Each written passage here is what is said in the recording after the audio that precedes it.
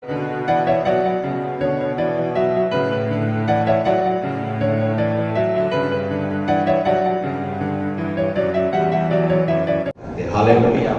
इसीलिए परमेश्वर के राज्य की जो शुरुआत है छोटी तो होती है, लेकिन ये शुरुआत आगे बढ़ती जाती है। हालेलुया। आज मैं कुछ चंद एक बातें आपके सामने रखना चाहता हूं और मेरे पास 1 घंटा मुझे दिया गया था, लेकिन आधा घंटा मेरे पास बचा है। सो कलीसिया के बारे में, आज कलीसिया का यह जन्मदिन है। कलीसिया का जन्मदिन, कलीसिया का जन्मदिन कब हुआ? खैर, मैं अपनी छोटी सी गवाही देना चाहता हूं।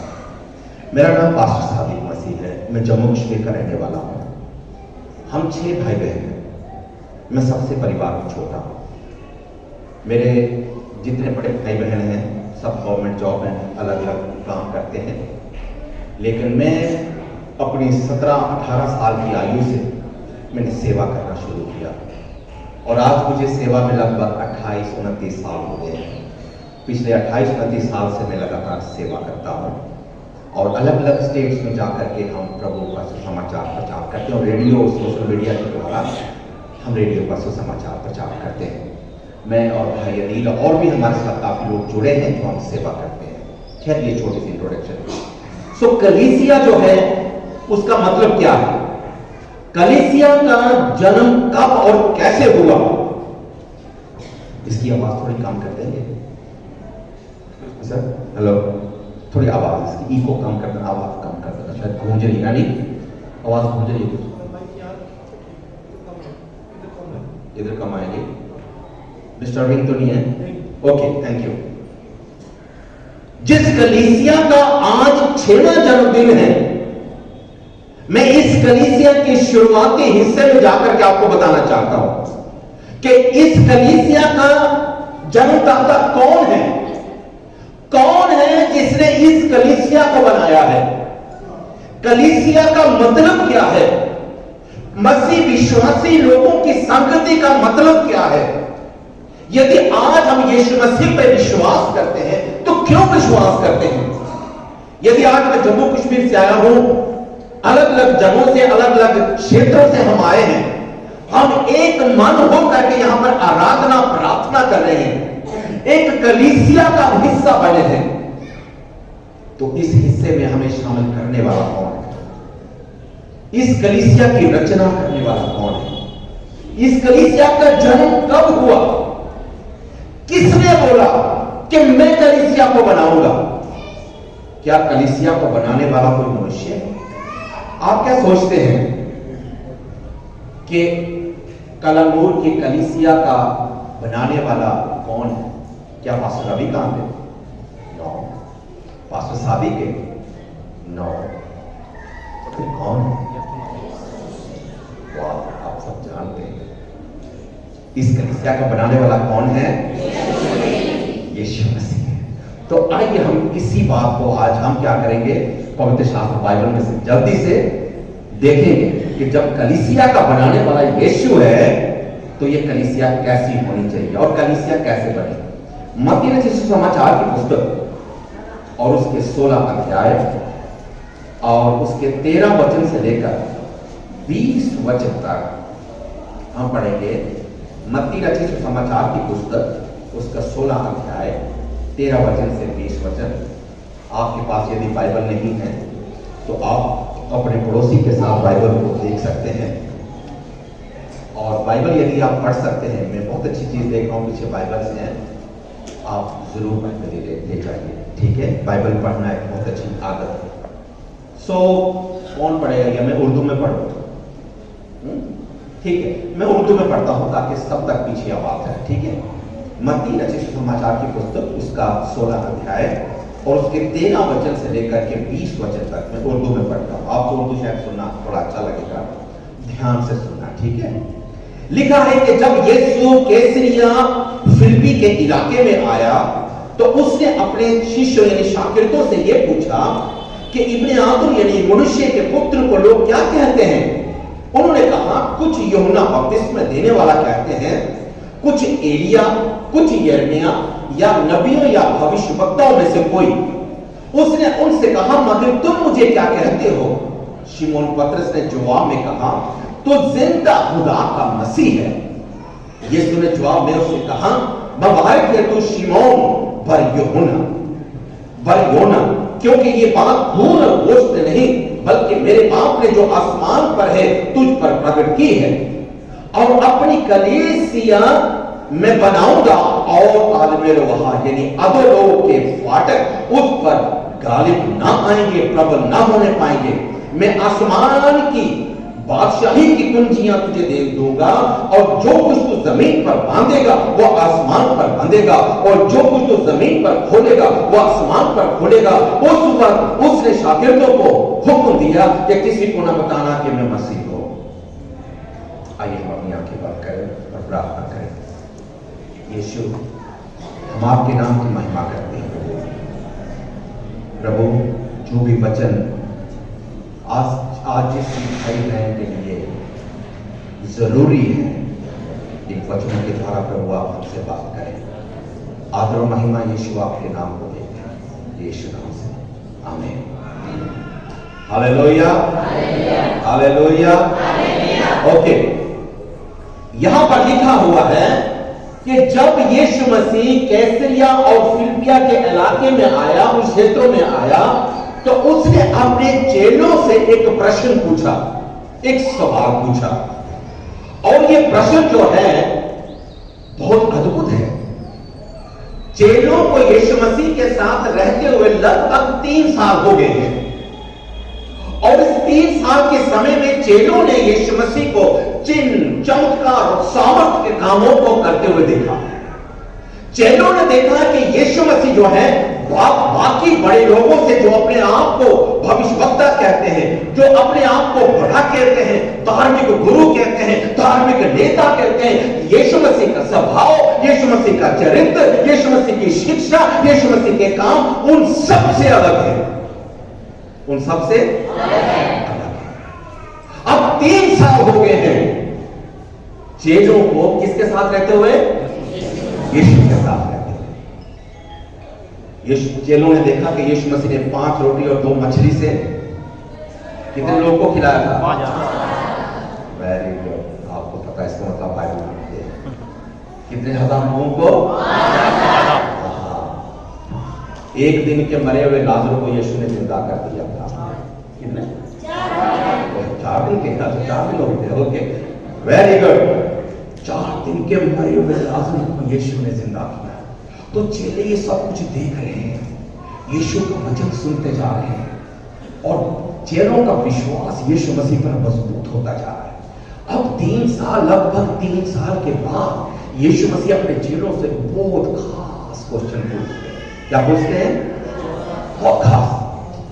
और खास क्वेश्चन क्या है कि बताना भाई, मेरे बारे में लोग क्या कहते हैं? मेरे बारे में लोग क्या कहते हैं? अगर मेरे बारे में आप भाई अनिल को पूछोगे, भाई शादी कैसे है, वो जरूर बताएंगे यार बंदा ठीक है लेकिन ये कमी है, बंदा ठीक है ये कमी है।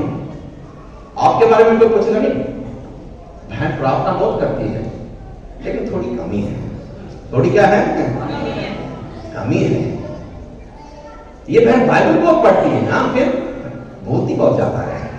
अच्छा, ये भाई चर्च वो हर संडे को जाता है, फिर पर कभी कभी झूठ बोल देता है, होता है। तो इसलिए रिक्वेस्ट ये है कि अपने बारे में कभी किसी को मत पूछना कि लोग मेरे बारे में क्या कहते हैं। ये यीशु ही था कि जो अपने बारे में जिसको पूछने की हिम्मत थी कि लोग क्या कहते हैं। और लोगों ने यीशु मसीह के बारे में क्या कहा? चेले क्या बोल लगे? यीशु मसीह कुछ तो आपके बारे में यूहन्ना बपतिस्मा कहते हैं। कौन था यूहन्ना बपतिस्मा? यूहन्ना बपतिस्मा कौन? यीशु से, और यीशु को बपतिस्मा दिया था। यीशु को बपतिस्मा देने वाला कौन था? यूहन्ना बपतिस्मा। और उसके बाद यूहन्ना बपतिस्मा की मृत्यु कैसे हुई? पता? उसका सिर काट दिया था। कैसा उसका? यूहन्ना बपतिस्मा को लोग बहुत बड़ा भविष्यवक्ता मानते थे, बहुत बड़ा भविष्यवक्ता मानते थे। ये भाई साहब दाल फुल्का नहीं खाते थे, क्या खाते थे? बताइए क्या खाते थे यूहन्ना बपतिस्मा? शुद्ध शाकाहारी थे। क्या थे? पता क्या करते थे?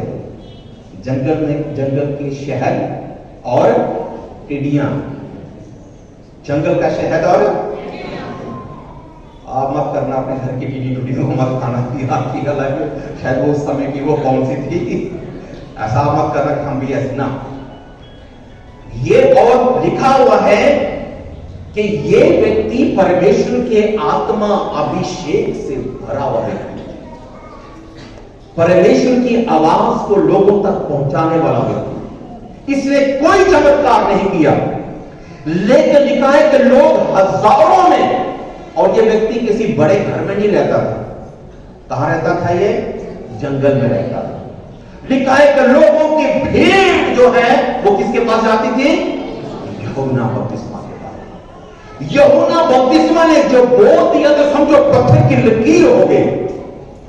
बहुत लोग यूहन्ना बपतिस्मा का आदर करते हैं, बड़ी सामर्थ है उसके अंदर, बड़ा अभिषेक है उसके अंदर।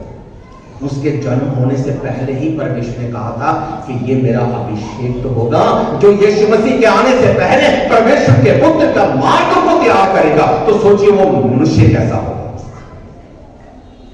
तो कुछ लोग यीशु मसीह को क्या कहते थे? यूहन्ना बपतिस्मा देने वाले। फिर यीशु मसीह ने बोला और क्या बोलते हैं? फिर बोलते हैं प्रभु कुछ लोग बोलते हैं कि आप एलिया भविष्यवक्ता हो। कौन हो? एलिया के बारे में कोई बता सकता है? कौन था एलिया? जिसने प्रार्थना की थी और 3.5 साल तक 3.5 साल के बाद उसी ने प्रार्थना की और आकाश से क्या हुआ? बारिश हो गई। वही एलिया था। करमल की पहाड़ी पर क्या हुआ था? उसी एलिया ने प्रार्थना की, आकाश से क्या गिरी थी? आग गिरी, और उस वेदी को क्या कर दिया उसने? बहुत बड़ा भविष्यवक्ता, बहुत अभिषेक जन जो आकाश की शक्तियों को रोकने की सामर्थ्य रखता हो। 3.5 साल तक उसने कहा बारिश ना होगी, तो बारिश, बादल तो आते थे लेकिन वो खाली होते थे। बादल तो पर वो खाली होते थे, क्योंकि भाई साहब बादल को पूछो भाई साहब पानी कहां है, तो बादल पता क्या बोलता है? एलिया ने बोला है कि 3.5 साल तक भाई साहब तुम्हारे अंदर पानी नहीं होना चाहिए, या कहीं बादल पानी लेके भी जा रहे हैं, भाई बरसाओ, मींह बरसाओ। एलिया ने मना किया है। किसने मना किया है? तो भाई साहब कब बरसोगे? जब खुदा का बंदा बोलेगा तब होगा। जब फिर उसी ने बोला कि अब बारिश आसमान से हो जाए, और पता क्या लिखा है? बाइबल में लिखा है कि समुद्र की तरफ एक हाथ के जितना बादल उठा। समुद्र की तरफ छोटा सा, जिसको जो दिखने में कितना लगता है? हाथ के जितना। एलिया ने अपने दास से एलीशा से कहा कि तू क्या अंदर वो प्रार्थना कर रहा है, और एलीशा से बोल रहा है कि देख तू समुद्र की ओर कुछ देखता है। उसने कहा, उसका शिष्य अंदर आकर के एलीशा कहने लगा कि मैं समुद्र से एक छोटे से हाथ के जितना एक बादल को उठते हुए देख रहा हूं। मैंने बड़ी कोशिश से देखा हूं, एक छोटा सा बादल का टुकड़ा वो समुद्र की ओर से उठता हुआ आ रहा है। तो एलिया बोलने लगा वो बादल का छोटा टुकड़ा नहीं, बल्कि वो एक बहुत बड़ा तूफान और बारिश को लेकर आ रहा है। मेरे भाइयों बहनों, 6 साल पहले ये चर्च जो थी वो हाथ के, जैसे पास्टर बोल रहे थे, अंगुलियों पर गिन सकते थे। आज गिन भी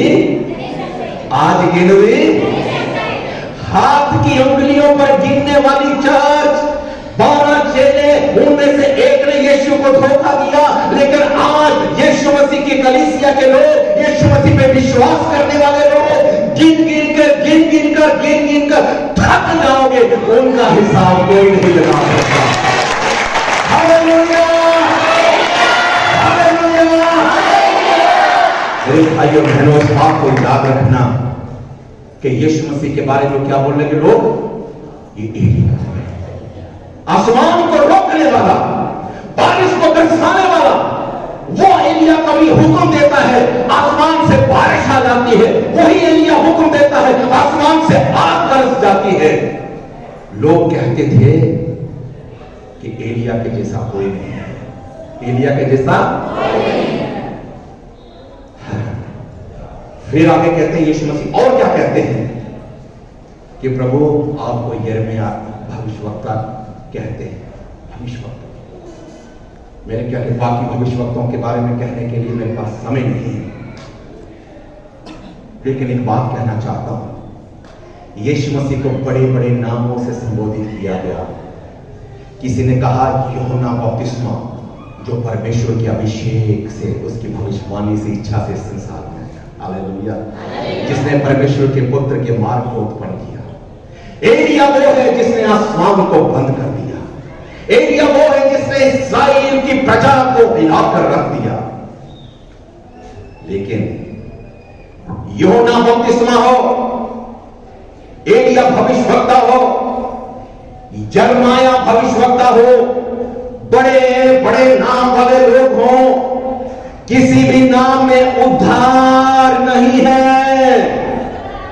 लेकिन पवित्र शास्त्र बाइबल में लिखा हुआ है, प्रेरितों की पुस्तक उसके 4 अध्याय और 12 वचन में बाइबल यह कहती है, ओ प्रेरित आसमान के नीचे और इस धरती के ऊपर मनुष्य के बीच में केवल एक नाम दिया गया है, जिस नाम से उद्धार है, और वो नाम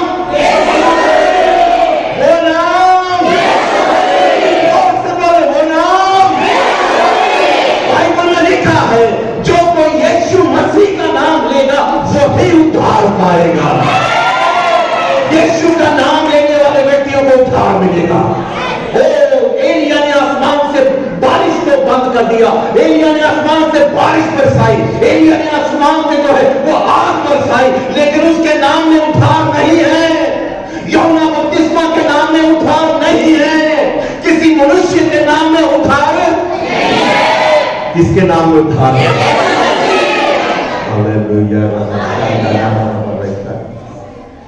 यीशु के नाम में। यीशु मसीह को यदि हम एक गुरु मानते हैं, उद्धार नहीं मिलेगा।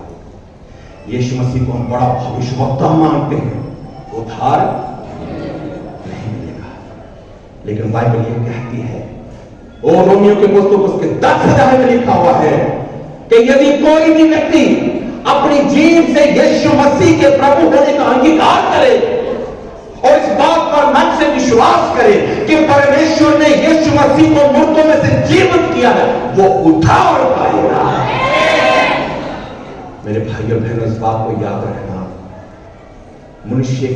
मनुष्य का नाम कितना भी बड़ा क्यों ना हो, सादिक मसीह का नाम कितना भी बड़ा क्यों ना हो, लेकिन सादिक के नाम में उद्धार, किसी मनुष्य के नाम में उद्धार की क्षमता किसके नाम में है? परमेश्वर ने जगत से ऐसा प्रेम किया कि उसने अपने इकलौते पुत्र को, ताकि जो कोई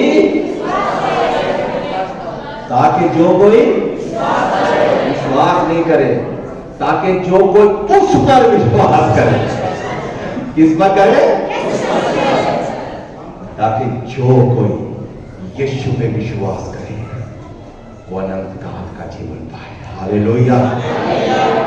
मेरे भाइयों बहनों, इस बात को याद रखना, उद्धार केवल यीशु के नाम में है, चंगाई यीशु के नाम में।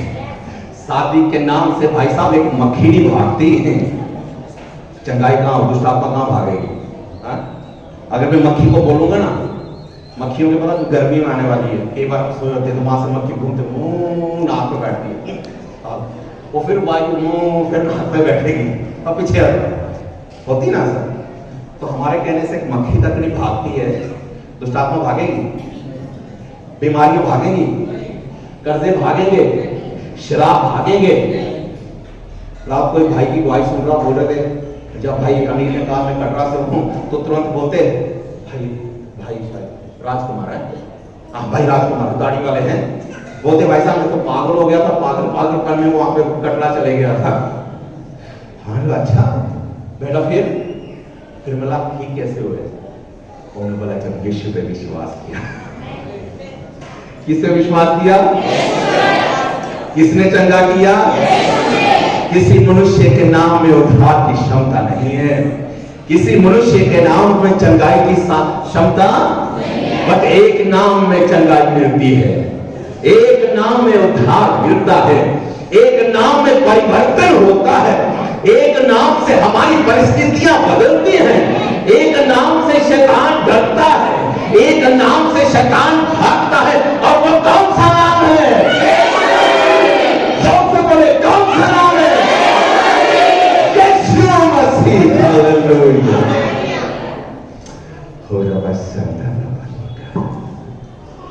हालेलुया।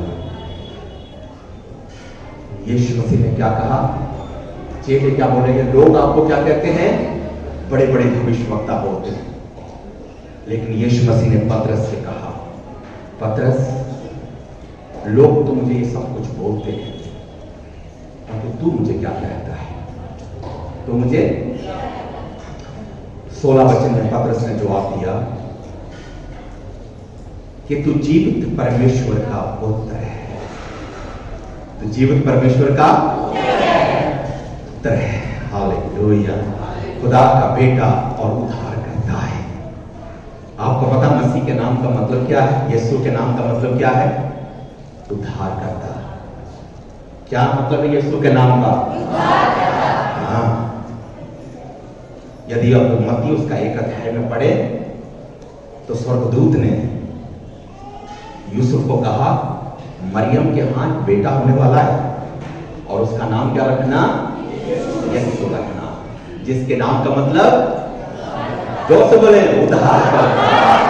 जिसके नाम का मतलब उद्धार का मतलब हमें छुड़ाने वाला, पापों से छुड़ाने वाला, मृत्यु से छुड़ाने वाला, अंधकार से छुड़ाने वाला, पाप की मजदूरी से छुड़ाने वाला वो यीशु है। और पतरस ने क्या अंगीकार किया कि यीशु मसीह मैं जानता हूं, मैं आपके कामों को देखता हूं प्रभु, मैं आपकी बातों को देखता हूं प्रभु। लोग तो आपको एलिया कहते होंगे, लोग तो आपको यिर्मयाह कहते होंगे, लोग तो आपको यूहन्ना का बपतिस्मा देने वाला कहते होंगे, लेकिन यीशु मसीह मैं आपकी बातों को जानता हूं, मैं आपके चरित्र को देखता हूं प्रभु, तू तो इस संसार का मसीहा है। हालेलुया। जब तक हम यीशु मसीह को अपना उद्धारकर्ता ना बनाए, जब तक उसको उद्धारकर्ता ना ग्रहण करें, तब तक हमारे पापों से हमें क्षमा नहीं मिलेगी, तब तक हमारे रोगों से हमें चंगाई नहीं मिलेगी। ओके, एक दो बात बहुत जल्दी बोल के मैं बंद करना चाहता हूं। लिखा हुआ है 17 वचन में यीशु ने कहा पतरस ये बातें मांस और लहू से तुझ पर प्रकट नहीं हुई है, परंतु मेरा पिता जो स्वर्ग में है ना, उसने तुझे ये भेद बताया है। उसने तुझे भेद बताया है। आपको पता है फरीसी लोग, सदूकी लोग, शास्त्री लोग थे, बहुत बड़े बड़े, जो यीशु की बातें भी सुनते थे, पोथियों में यीशु का वर्णन भी जानते थे, लेकिन यीशु मसीह को तो भी यिर्मयाह बोलते हैं, तो भी क्या बोलते हैं? एलिया बोलते हैं, तो भी यूहन्ना का बपतिस्मा देने वाला बोलते हैं। लेकिन पतरस बेचारा मछली पकड़ने वाला, क्या पकड़ने वाला? बड़ी बड़ी ज्ञान की पोथियां नहीं पढ़ी भाई, बचपन से क्या किया? नाव चलाई है, मछली कैसे पकड़ना है पतरस को बहुत अच्छे से आता है, लेकिन उसको मछली भी पकड़ना अच्छे से नहीं आता, बचपन से मछली पकड़ता जा रहा है।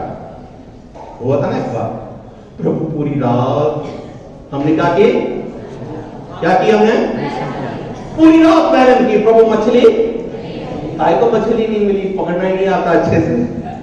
मछली के तो बहुत है, झील में मछली बहुत है, पर ये अपने ढंग से मछली तक पकड़ना नहीं आती है।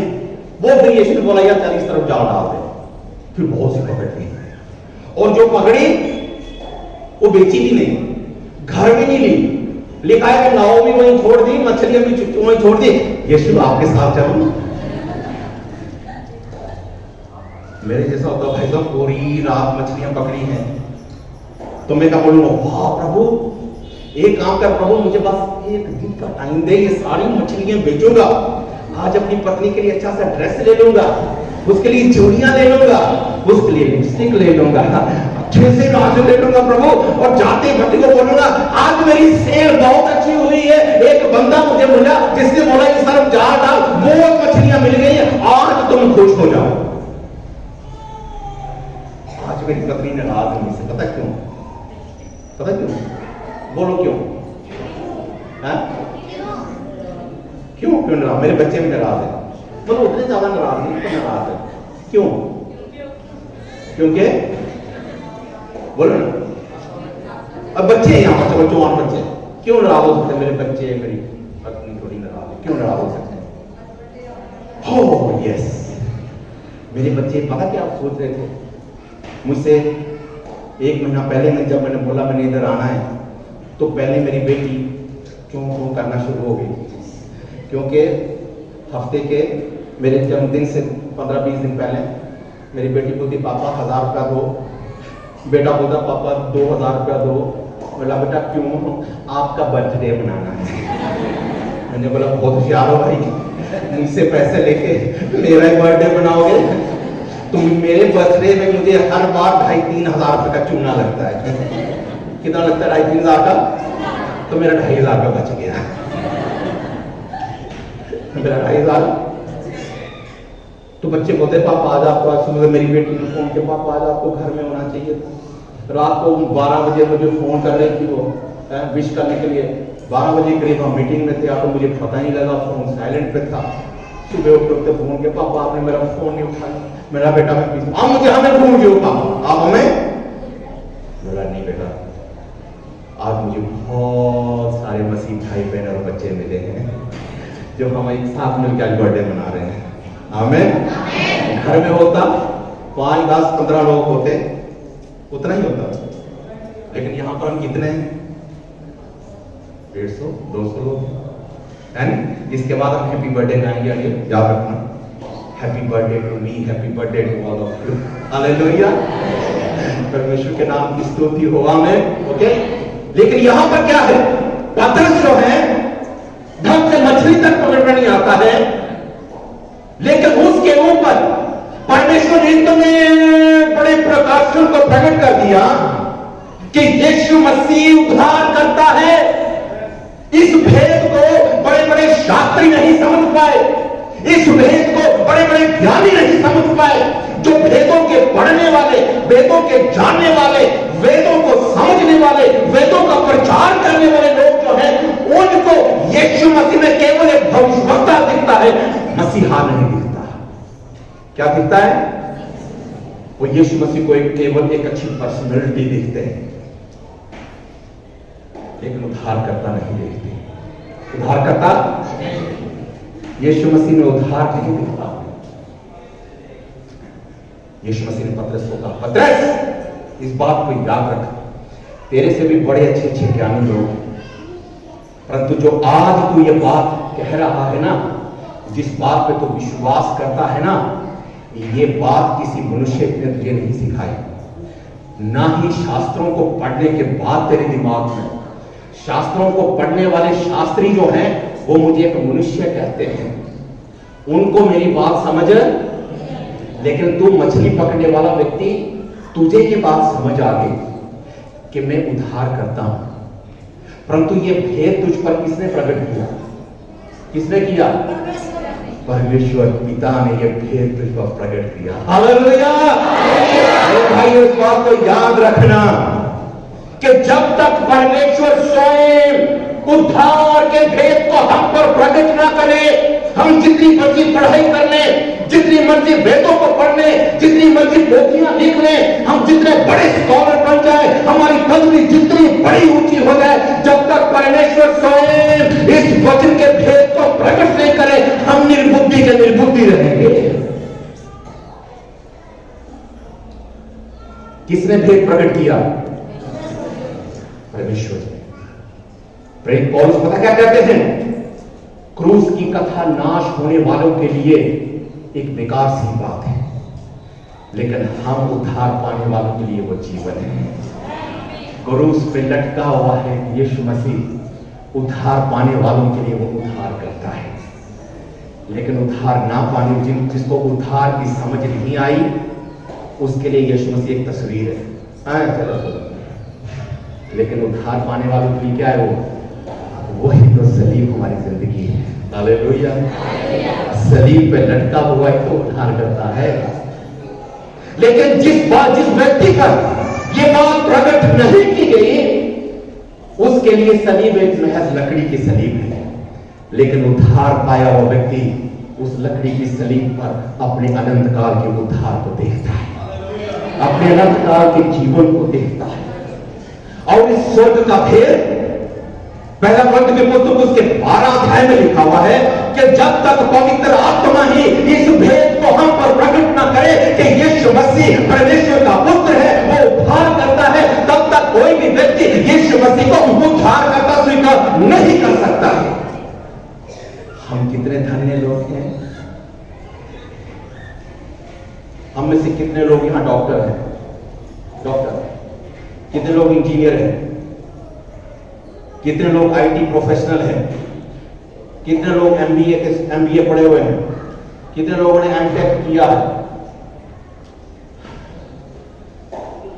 एमटेक वाले, डॉक्टर वाले, इंजीनियर वाले सब बाहर हैं।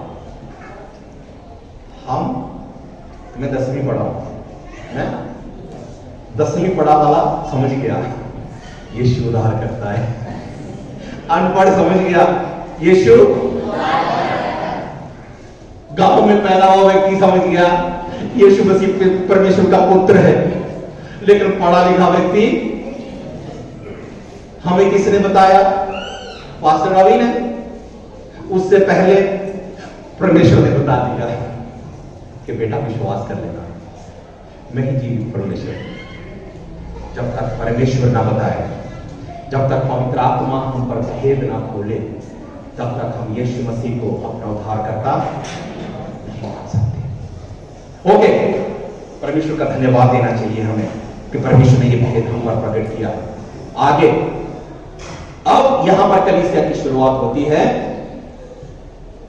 यीशु मसीह कहते हैं 18 वचन में, पतरस मैं तुझसे कहता हूं, तू एक, तेरा नाम पतरस है। अब शिमोन का नाम बदल के पतरस हो रहा है। पतरस के नाम का मतलब पत्थर या चट्टान। क्या हो रहा है? चट्टान। 15 मिनट और बोल सकता हूं? 20 मिनट बोल सकता हूं? आप लोग बोल तो नहीं हो रहे? पास्टर जी परमिशन है 15-20 मिनट का?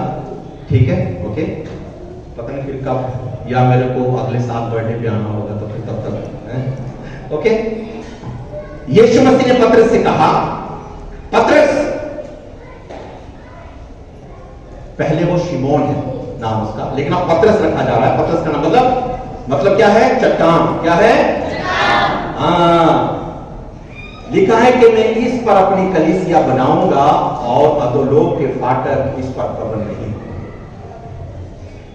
आज यहां पर अब कलीसिया की घोषणा हो रही है। किसकी घोषणा?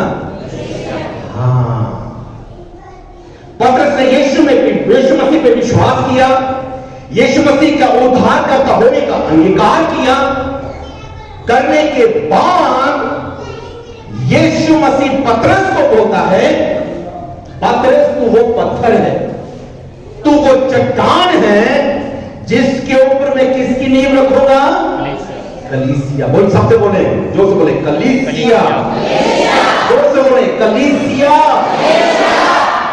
यीशु ने कहा कि तेरे अंगीकार के कारण तू एक मजबूत पत्थर के समान है और इसी के ऊपर मैं अपनी कलीसिया की नींव रखूंगा। यह है वो कलीसिया का जन्म। जब पहली बार बाइबल के अंदर कलीसिया का शब्द आया। हालेलुया। किसके अंधकार के बाद? पतरस के यीशु पर विश्वास करने के बाद कलीसिया का जन्म, कलीसिया की शुरुआत, कलीसिया के बनने की घोषणा यीशु ने कर दी कि अब मैं यहां पर क्या बनाऊंगा। मैं एक सच्ची घटना आपको बताना चाहता हूं। लिखा है कि अधोलोक के फाटक इस पर प्रबल नहीं हो पाएंगे। 1960 में चाइना में कलीसिया पर बहुत अत्याचार हुआ, चर्चें जलाई गई, कलीसियाओं को मारा गया। कलीसिया जो है बहुत कष्टों में से होके गई। 1960 कलीसियाओं को बंद कर दिया गया, चर्चों को बंद कर दिया गया, क्योंकि चाइना में कम्युनिस्ट सरकार है कि वो परमेश्वर को नहीं मानते, वो नास्तिक लोग हैं। एक चर्च में वो लोग गए, उन्होंने चर्च के अंदर रखी बाइबल सारा सामान जला दिया। क्या किया? उन्होंने जला दिया। और बहुत महीनों के बाद उस चर्च को जब दोबारा खोला गया, स्टेज पूरा जला हुआ है, स्टेज के ऊपर एक बड़ी बाइबल रखी हुई थी, वो बाइबल भी जली हुई थी, लेकिन उस बाइबल के बीच में सिर्फ एक छोटा सा पेज नहीं जला था। छोटी सी एक पेज का, अगर मैं कहूं आपको, मेरा एटीएम कार्ड है, सिर्फ इतना पोर्शन, इतना वो नहीं जला। बाकी पूरी बाइबल काली हो गई, जल गई है, कोयला बन गई है, लेकिन सिर्फ एक लाइन, 1.5 लाइन का एक पन्ना नहीं जला था। और उस पन्ने पे, उस लाइन पे पता क्या लिखा था?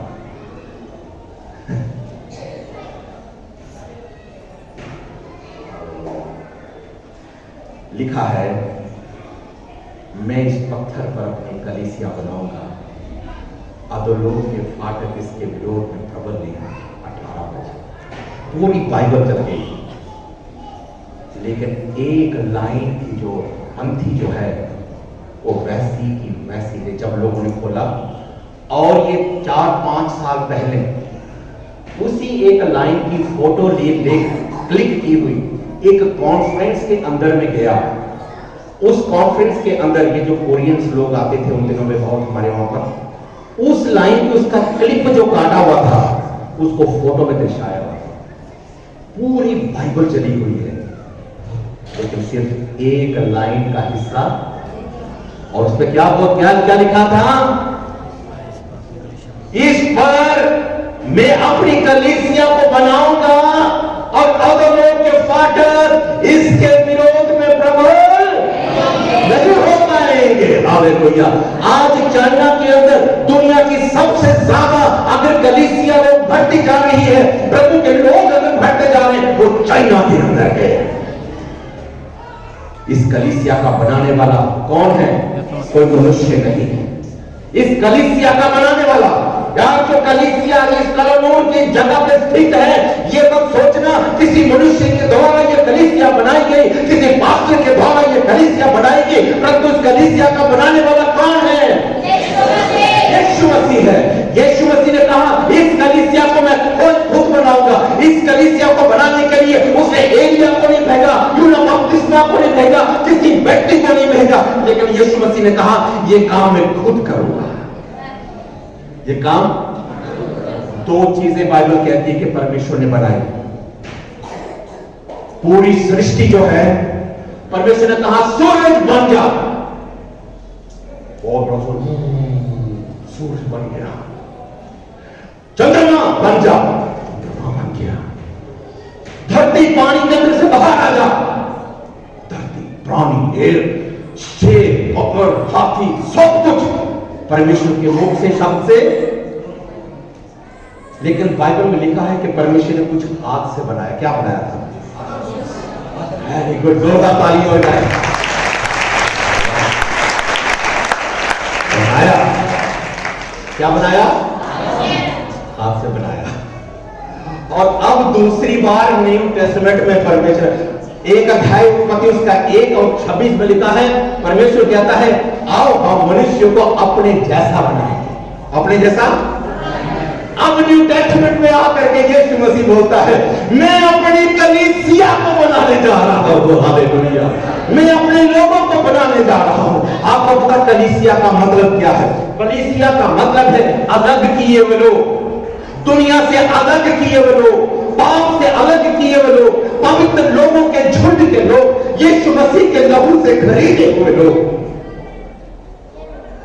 दो चीजों से कलीसिया बनी है, दो चीजों से ध्यान रखना, दो चीजों से कलीसिया बनी है। पहली चीज, पहला कुरिन्थियों और उसका 6 अध्याय और 20 वचन में लिखा हुआ है कि मेरे प्रिय भाई और बहनों, क्या तुम नहीं जानते हो कि तुम सब लोग खरीदे हुए हो? तुम सब लोग हमें दाम दे करके यीशु मसीह ने खरीदा है। यीशु मसीह ने कलोनोर के कलीसिया को बनाने के लिए एक कीमत दी है। अगर आज हम पागलपंथी से अच्छे हुए हैं, मेरे भाई यीशु मसीह ने कीमत दी है, इसकी कीमत दी है भाई। अगर हम कैंसर से चंगे हुए हैं, यीशु मसीह ने कीमत दी है। आज से 2000 साल पहले इस कलोनोर की कलीसिया की को बनाने की कीमत यीशु मसीह ने 2000 साल पहले दी है। आपको पता है बाइबल में लिखा हुआ है कि यीशु के कोड़े खाने की वजह से हम चंगे थे। आपको पता है जब हमारा जन्म हुआ भी नहीं था, यीशु मसीह अपनी पीठ पर कोड़े पर कोड़े, कोड़ों पर कोड़े की मार खाते जा रहे थे। आपको पता है इतिहास इस बात को कहता है जिस कोड़े से यीशु मसीह को मारा गया, उस कोड़े पर जो है वो नुकीले कील जो है वो लगे हुए थे, और जैसे ही वो कोड़ा यीशु मसीह की पीठ पर मारा जाता था, और इतिहास ये कहता है कि यीशु मसीह की पीठ का जो मांस जो है वो खींच करके बाहर आता था। एक के बाद एक कोड़ा, एक के बाद एक कोड़ा, एक के बाद एक कोड़ा बेरहमी से मारते मारते मारते। बाइबल में लिखा हुआ है, ओ भजनकार ये कहता है कि जैसे हलकाओं ने खेत के अंदर ओ एक हल को चलाया है, उसी रीति से पीटने वालों ने मेरी पीठ को मार मार कर घायल कर दिया है। अब जो है यीशु मसीह की जो पसलियां जो है वो भी सामने देखती है। कलीसिया को बनाने के लिए, मेरे और आपके उद्धार के लिए, मेरे और आपकी चंगाई के लिए, मेरे भाई और बहनों इस बात को याद रखना, यीशु मसीह ने बहुत बड़ी कीमत चुकाई है। आज हम क्या करते हैं? यीशु के नाम से चंगा होगा और हम बोलते हैं हम चंगे हो गए। और क्या आप जानते हैं इस चंगाई के पीछे यीशु मसीह ने दाम कितना दिया? हम तो बहुत इजीली बोल देते हैं मैं ठीक हो गया, लेकिन क्या हम यीशु मसीह को धन्यवाद देते हैं? प्रभु तूने तेरे कोड़े खाने की वजह से मैं तो चंगा हो गया। आपकी चंगाई की कीमत चुकाई है। ऐसे ही कैंसर की बीमारी ठीक नहीं हुई भाई, ऐसे ही आप चंगे नहीं हुए। इसकी कीमत चुकाई है। और क्या कीमत चुकाई है? कोड़ों की मार। हमें एक हाथ में कांटा ही लगता है, हम दर्द से क्या आ जाते हैं, हाय मुझे दर्द हो रहा है। आप सोचिए जब यीशु मसीह की पीठ पर वो कोड़े बरसाए गए होंगे, क्या उसे दर्द नहीं हुआ? पर यीशु मसीह ने कहा कलोनोर में रहने वाले मेरे लोग जो बीमार हैं, जो इस संसार में रहते हैं, मैं उनकी चंगाई की कीमत चुकाए जा रहा हूँ। मैं कलीसिया की चंगाई की कीमत चुकाए जा रहा हूँ। ये बहुत बड़ी भारी कीमत है। मैं और आप चंगे होकर कई बार उन 10-9 कोड़ियों के समान यीशु को धन्यवाद करने भी नहीं आते हैं, लेकिन यीशु मसीह बोलते मेरे बेटा मेरी बेटी, तेरी चंगाई की कीमत, तेरे उद्धार की कीमत चुकाने के लिए वो मुझे एक 33.5 साल का जवान व्यक्ति जो है उस सलीब के ऊपर बिल्कुल निर्वस्त्र होकर के उसको टांगा गया। यीशु मसीह को लोग वो दाने पर दाने मारने लगे, वो उसके हाथों पैरों पे कील पर कील लगाने लगे। बहुत बड़ी कीमत है। इसलिए पहला पत्रस उसका 1 अध्याय 18 और 19 वचन में क्या लिखा है? तुम्हारा निकम्मा चाल चरण तो तुम्हारे पूर्वजों से चलता आया है, उससे तुम्हारी खलासी सोने और चांदी से नहीं परंतु बेशकीमत यीशु के लहू से हुई है। यीशु ने अपना लहू बहाया, किसके लिए? हमारे छुटकारे के लिए। यीशु मसीह ने दाम दिया है। अगर आज हम कलीसिया का एक हिस्सा हैं, अगर आज हम इस कलीसिया के हिस्सा बनकर यहां पर बैठे हुए हैं, तो यीशु मसीह ने इसके पीछे बहुत बड़ी कीमत चुकाई है। और वो कीमत क्या है? यीशु मसीह ने अपने प्राण दिए हैं। यीशु मसीह ने उस निंदा को सहा, यीशु मसीह ने उस दर्द को सहा, यीशु मसीह ने उस तकलीफ को सहा। उसके कारण आज मैं और आप इस कलीसिया का हिस्सा है। इसलिए मैं और आप यीशु मसीह के नाम से चंगाई पाते हैं। इसीलिए यीशु मसीह हमसे और आपसे प्यार करते हैं। मेरे प्रिय भाइयों बहनों, उस बात को याद रखना, कलीसिया का बनाने वाला यीशु मसीह है। और आगे यीशु मसीह ये कहते हैं, अधोलोक के फाटक इसके विरोध में कभी प्रबल नहीं हो पाएंगे। आपको पता है और अधोलोक का मतलब क्या है? इसमें ग्रीक भाषा, यूनानी भाषा में इसको हदेस नाम दिया गया है। हदेस का मतलब है कि यूनान में बहुत बड़ा एक राजा हुआ करता था और लोग उसकी बहुत पूजा करते थे, बहुत पूजा करते थे। और उसे नाम दिया गया था, एक अदृश्य शक्ति का नाम दिया गया था। हदेस को बोलते थे अदृश्य शक्ति। हदेस को बोलते थे कि धन और संपत्ति का राजा। इस रीति से लोग उसकी पूजा करते थे। लेकिन यीशु मसीह क्या कहते हैं? अधोलोक के फाटक कलीसिया के विरोध में कभी प्रबल। और इफिसियों की पुस्तक उसका 6 अध्याय 10 वचन में प्रेरित पौलुस कहते हैं, हमारा युद्ध मांस और लहू से नहीं है, परंतु आकाश में रहने वाली इन अंधकार की युक्तियों के साथ है, उन शक्तियों के साथ में है, उन प्रधानों के साथ में है, उन अधिकारियों के साथ में है जो अंधकार में वास करती है। उन अधोलोक की शक्तियों के साथ कलीसिया युद्ध करती जा रही है, कलीसिया लड़ती जा रही है, कलीसिया को दबाने की कोशिश की जा रही है। वो अंधकार की युक्तियां यीशु मसीह की कलीसिया को बिखारने की कोशिश कर रही है, लेकिन कलीसिया बिखरी नहीं, कलीसिया टूटी। आपको पता है, एक राजा था रोम का, उसका नाम था नीरो। नीरो राजा ने कलीसिया को बहुत सताया, बहुत सताया। उसने सोचा मैं मसीह लोगों को खत्म कर दूंगा। वो लोगों को, मसीह लोगों को लेकर भूखे शेरों के आगे डाल देता था और उनके बच्चों के समेत भूखे शेर उनको खा जाते थे। लेकिन तो भी मसीह लोग प्रभु की आराधना करते थे। उसके बाद राजा नेपोलियन आया, उसने भी मसीह लोगों पर बहुत अत्याचार किए। हिटलर आया, उसने भी कलीसिया पर अत्याचार किए। परंतु आज भी यीशु मसीह की कलीसिया खड़ी की खड़ी है। हालेलुया। आज भी यीशु मसीह की कलीसिया बढ़ती जा रही है। यीशु मसीह ने स्वयं कहा है कि मेरी कलीसिया के विरोध में बहुत सी शक्तियां उठेंगी, मेरी कलीसिया का विरोध करने वाले बहुत से लोग होंगे, मेरी कलीसिया के विरोध में ऐसी अदृश्य शक्तियां बहुत सी होंगी। लेकिन यीशु मसीह ये कहता है कि वो लोग कलीसिया को खत्म करने के लिए, कलीसिया का पतन करने के लिए कभी भी सफल नहीं होंगे। ये हमारा प्यार है यीशु के साथ। अंततः मैं यही कहना चाहता हूं, प्रेरित पौलुस कहता है कौन हमें मसीह की प्रेम से अलग कर सकता है। यूहन्ना रोमियो उसके 8:35 वचन में, क्या तंगी, क्या मुसीबत, क्या बीमारी, क्या तंगी, मृत्यु भी हमें यीशु के प्रेम से अलग। इस कलीसिया का याद रखना अपनाने वाला यीशु मसीह है।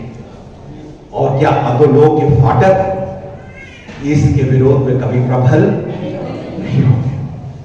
अब प्रश्न ये है, क्या कलीसिया यही रहेगी? नहीं। यीशु मसीह ने क्या कहा? क्या कहा? मैं जल्दी बादलों पर आने वाला हूं और अपनी कलीसिया को कहां ले जाऊंगा? कहां ले जाऊंगा? ओ यूहन्ना 14 में मैं तुमसे आगे जाता हूं ताकि तुम्हारे लिए क्या करूं? जगह तैयार करूं। और जब वो जगह तैयार हो जाएगी, मैं तुम्हें लेने के लिए, जोर से बोलो, मैं तुम्हें लेने के लिए, यीशु मसीह अपनी कलीसिया को लेने के लिए आ रहे हैं। आपको पता है कि कलीसिया को पवित्र शास्त्र बाइबल में 2 नाम दिए गए हैं।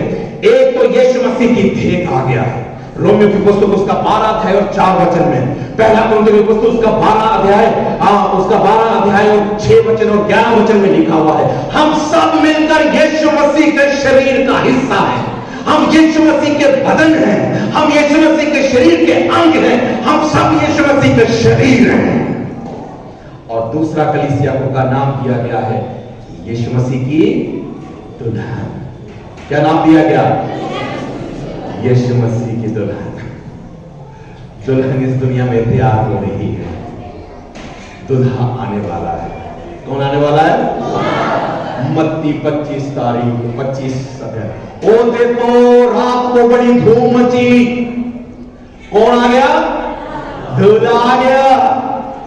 आपको नहीं पता होगा दुल्हन कि यीशु मसीह जब बादलों पर आएगा, पहला थिस्सलुनीकियों की पुस्तक उसका 4 अध्याय और 13 वचन में लिखा हुआ है, जब यीशु मसीह वो करोड़ों करोड़ों स्वर्गदूतों के साथ आएगा और प्रेरित पौलुस कहता है जो मसीह के लोग प्रभु में सो गए हैं, सबसे पहले वो यीशु मसीह की आवाज को सुनेंगे और वो मुर्दों में से जीवित होंगे, और हम जो जीवित हैं यीशु मसीह के रूप में बदल जाएंगे।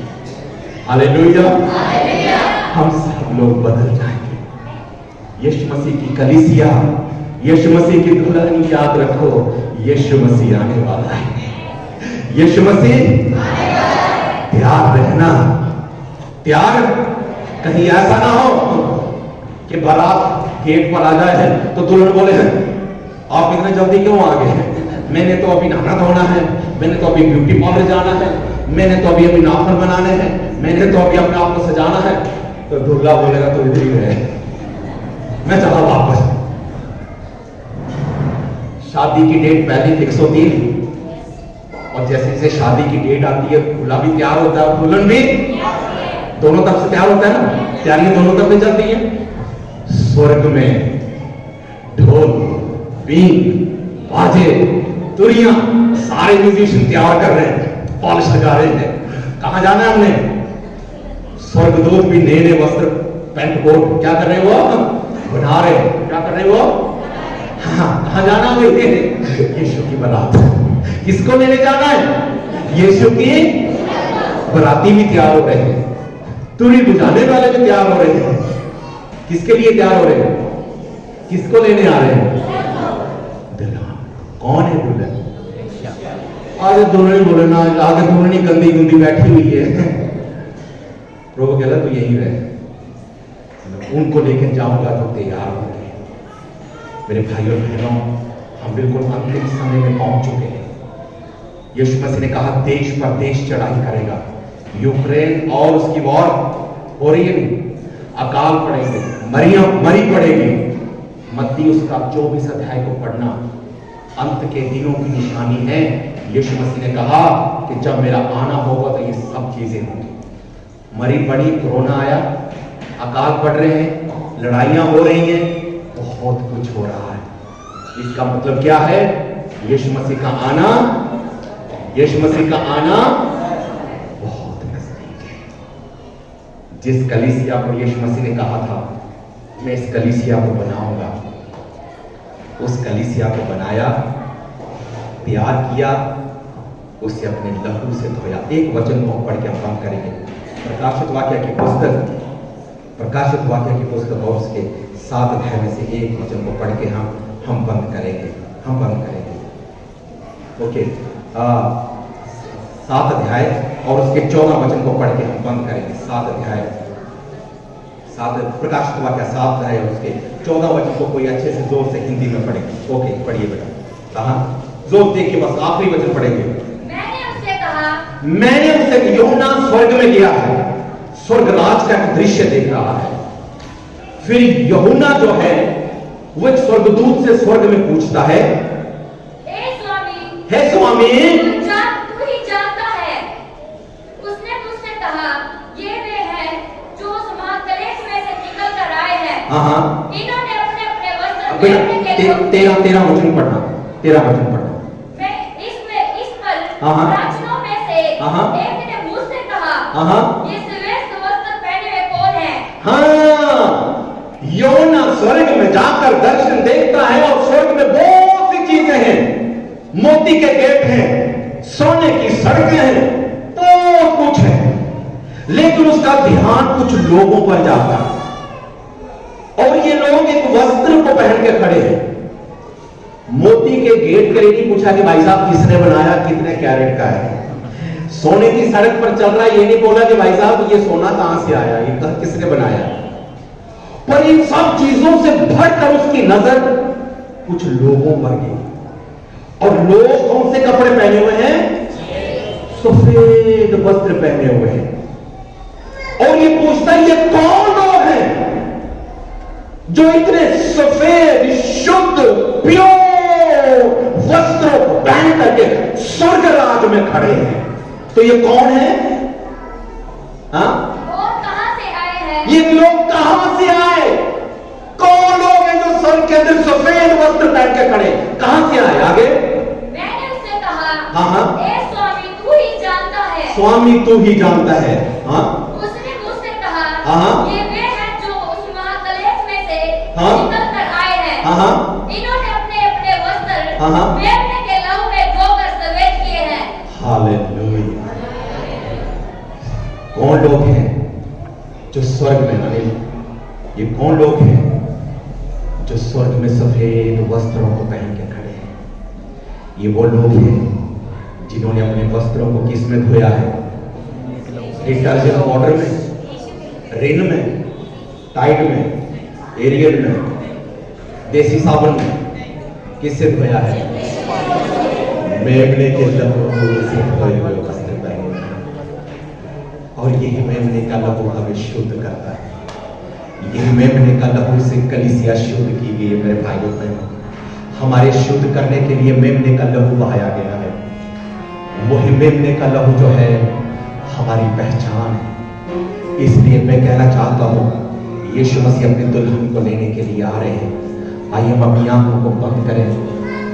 क्या जिस कलीसिया को यीशु मसीह ने बनाया, जिस कलीसिया को यीशु मसीह ने कहा मैं किस कलीसिया को बनाऊंगा, हमारा यीशु मसीह आएगा, आएगा हमारा यीशु मसीह आएगा।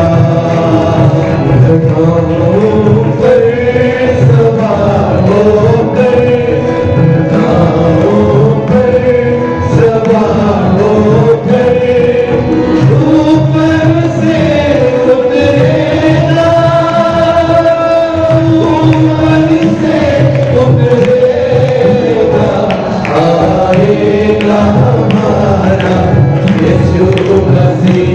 आएगा, आएगा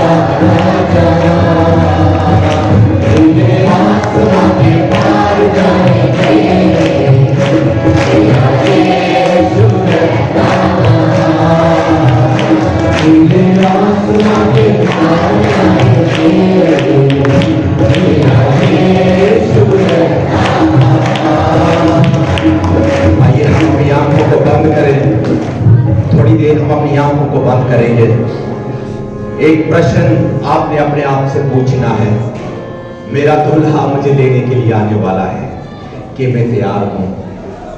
क्या मैं उसके वस्त्रों से, जो पवित्र वस्त्र उसने मुझे दिए हैं, क्या वो वस्त्र पहन लिए हैं? हालेलुया। जो लहू में शुद्धिकरण के लिए बहाया गया, क्या उस लहू से मैंने अपने आप को धो दिया है? क्या जो पवित्र आत्मा का वरदान मुझे दिया गया, पवित्र आत्मा के फल मुझे दिए गए, पवित्र आत्मा के सामर्थ्य मुझे दिए गए, क्या मैं पवित्र आत्मा के फल से, पवित्र आत्मा के वरदानों से अपने आप को हाथ श्रृंगार कर लिया या नहीं किया है? मेरे भाई मेरी बहन, यीशु मसीह आने वाले हैं।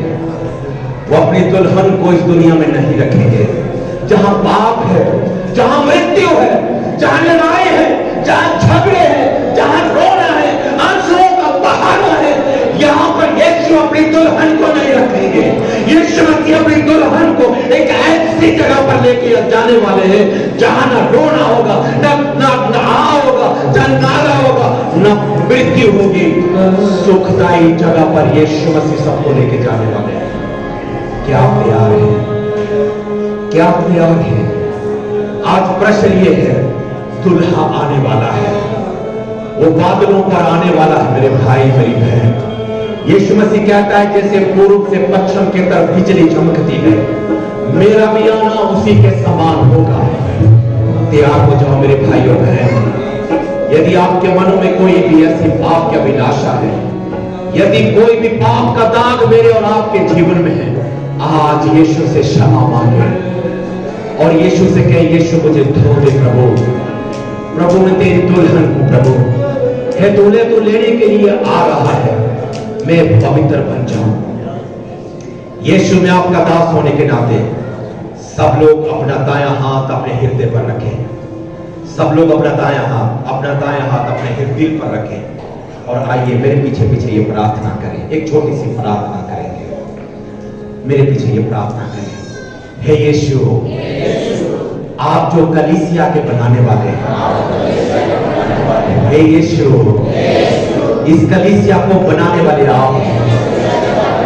यीशु मसीह, धन्यवाद, आपने मेरी बुद्धि को खोल दिया, स्वर्ग के भेद को मुझ पर प्रकट किया, मुझे अपनी दुल्हन बनाया।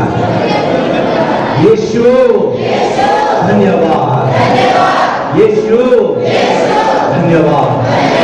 यीशु, आपका आने का समय बहुत निकट है, मुझे तैयार करो। मेरे जीवन में कोई कमी है, प्रभु से दूर करो। यीशु, अपने पवित्र लहू से धो दो। मैं अपने वस्त्रों को यीशु आपके लहू से धोना चाहता हूं। यीशु, मैं अपने जीवन को आपके पवित्र लहू से धोना चाहता हूं। मुझे तैयार कर, मुझे तैयार कर यीशु, ताकि जब आप आए प्रभु, मैं आपके साथ बादलों पर भेंट। ये दुनिया देखेगी, लेकिन हम तेरे साथ स्वर्ग की ओर चले जाएंगे। धन्यवाद यीशु, मेरी प्रार्थना ग्रहण करने के लिए, मेरे पापों को क्षमा करने के लिए, मुझे अपने लहू से धोने के लिए धन्यवाद। यीशु के नाम से आमीन। यीशु, आपने हमारी प्रार्थना सुनी, धन्यवाद। सबको आशीष दे, बरकत दे। यीशु, आपने कहा कलीसिया को मैं बनाऊंगा, अधोलोक के फाटक इसके विरोध में कभी न हुए हैं, न होंगे, क्योंकि कलीसिया आपकी है। यीशु, बनाने वाले आप हैं, आपका नाम महिमा पाए। ये प्रार्थना यीशु नाम से मांगते हैं, आमीन। जोर से आमीन, जोर से आमीन। Hallelujah, hallelujah. यीशु के लिए जोरदार ताली बजाएंगे।